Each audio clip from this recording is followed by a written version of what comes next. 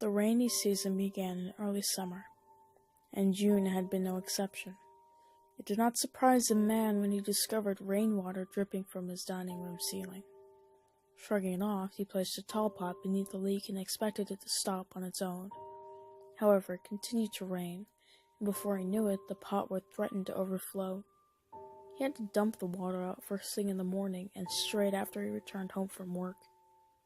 Eventually, he began to notice water damage at the source of the leak. The white ceiling had discolored, turning a dull shade of brown. He checked the weather and realized that it would only continue to rain sporadically over the next 10 days. The man was worried about the ceiling mid-dwelling and becoming an expensive repair, so he called the local handyman. Unfortunately, the man could not sign to have the repairs done. Only his landlord could. It was a frustrating policy. The man called his landlord, but could not reach him.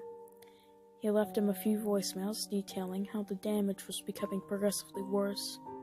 The man was clueless as to why his landlord would not return his calls. They usually kept in touch, speaking at least twice a month.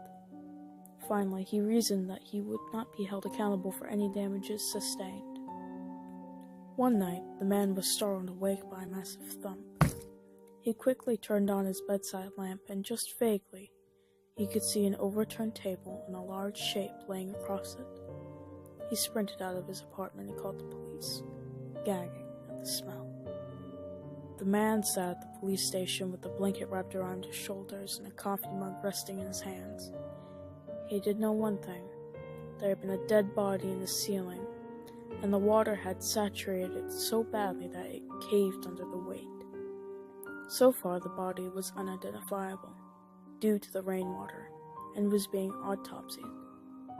While the man waited, he called his landlord and finally reached him, panicking as he explained the situation. His landlord was just as alarmed, and the man pleaded for him to come to the station while he made his statement.